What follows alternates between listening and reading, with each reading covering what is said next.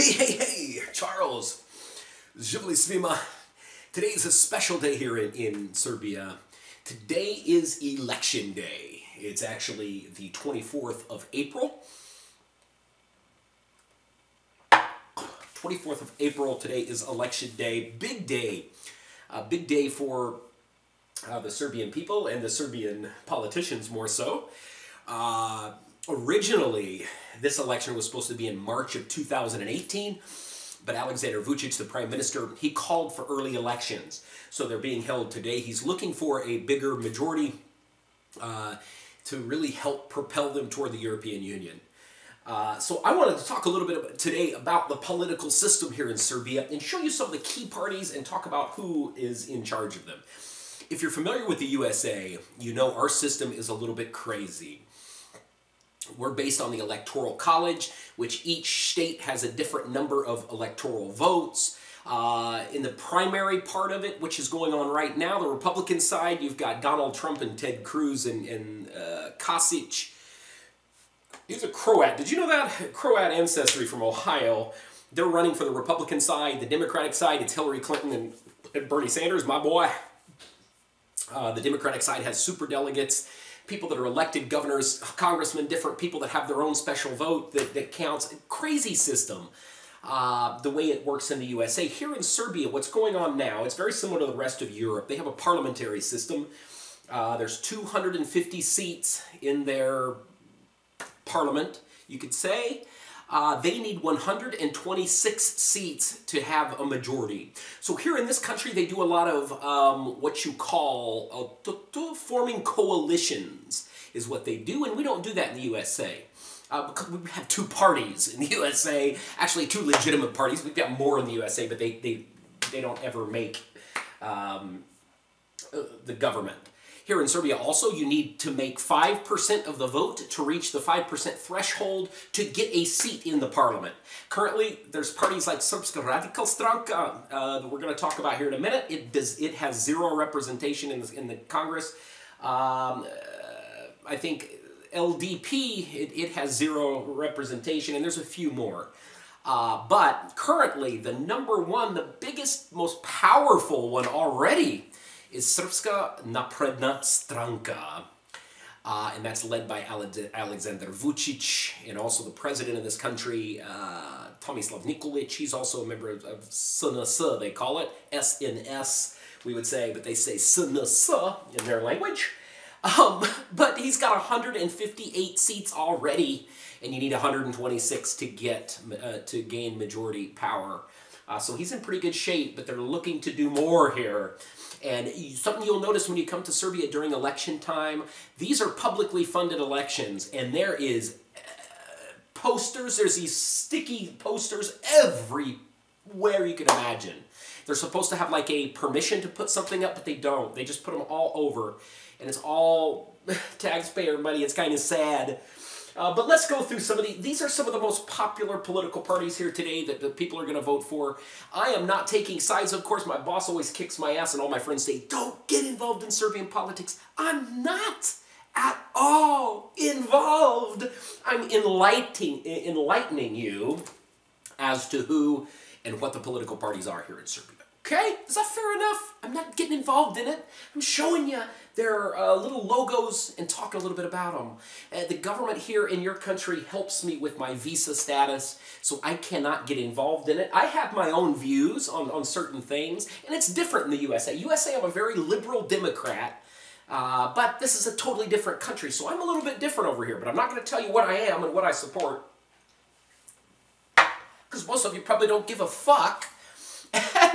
And it does no good anyway, so it's just problems. So let's look here. Let's go to my little computer. This is going to be one of my almost my last month here in Serbia, folks. Did you know that? Because I'm going to the USA, so I'm going to be gone from your beautiful country for 3 months, 4 months. I'm leaving May 26th, and I'm going to come back to Serbia September 17th. Anyway, this first party here, this is the strongest party in all of Serbia. This is their little logo. You got red and blue. It says Srpska Napredna Stranka. This is their leader, President, or Kako se, man, why do I always run out of things? Prime Minister Alexander Vučić, very powerful man. He's on all the TV stations and every billboard you can imagine. Probably the next most popular party in this country is, it looks like CNC, but in Serbian it's SPS, which stands for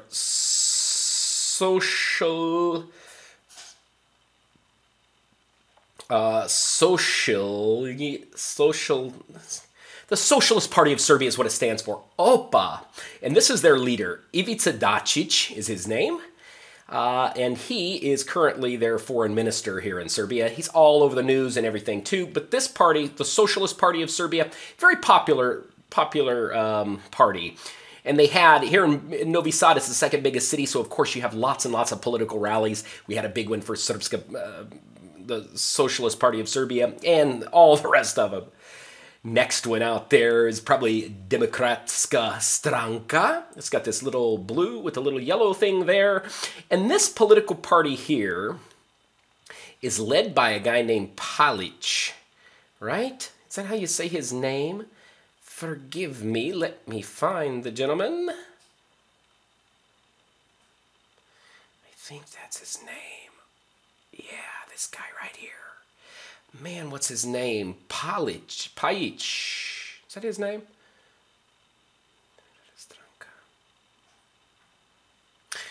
This party is what's confusing. They have so many of these Democratic Stranka. They had new Democratic Stranka. All the time they're creating new political parties here. But this is one of the older ones here. I think Boris Tadic used to be the member of this, the former president of Serbia. I cannot remember this guy's name, and I don't know how to find it. Let me see. Oh yeah, but it's Palic or Pajic or something like that is his name. Okay. That one. The next one is this one. And this is the former president of Serbia, Boris Tadic. He was in charge of the country for a long, long time. But this is his new party. And this stands for Social Democratic Stranka.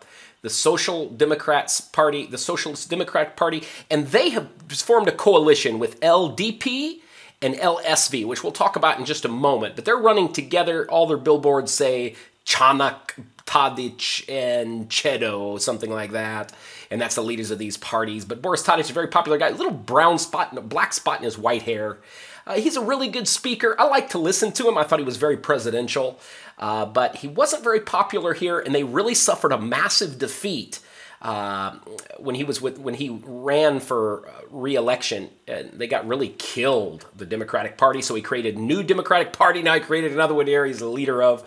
Happens all the time here. You can create your own political party. Another one popular. This is a very popular political party here in Vojvodina, the northern part of Serbia.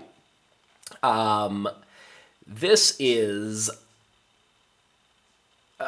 stands for LS, Liga Socialists of Vojvodina, I believe is how you say that. The League of Socialists in Vojvodina, led by this guy, Čanak is his name. Kind of a chubby gentleman. That's how I remember him.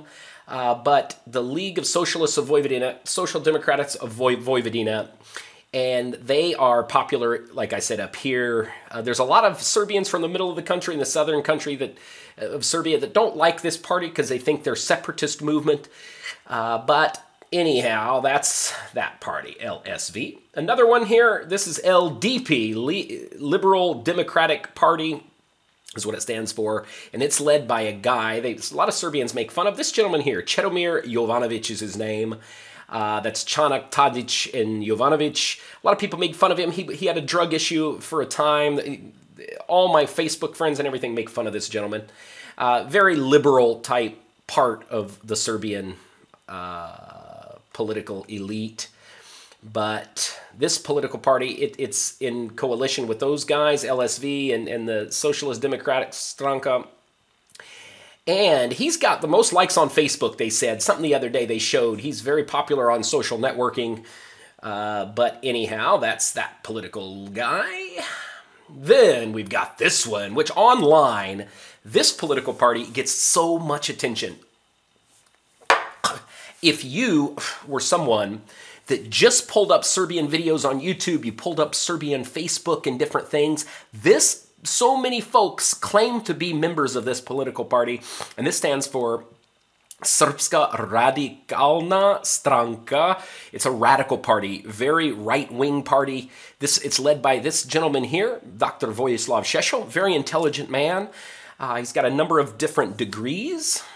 He was the one that after years and years in The Hague, they couldn't find him guilty. They found him innocent just recently, so he's got a really big boost. He draws big crowds here in Serbia. The U.S. Embassy always sends me warnings anytime the radical party is going to be in a place. They're very anti-NATO, very anti-EU, very anti-USA. But many of my friends are members, and they're good people, and I respect a lot of the things he says to a certain extent. Looks out for Serbia and Serbian interests. But if you're a minority or something in Serbia, he's a little bit scary to some people. But that's them, the Radical Party. They currently don't have a seat in parliament, but this time they really think that they will.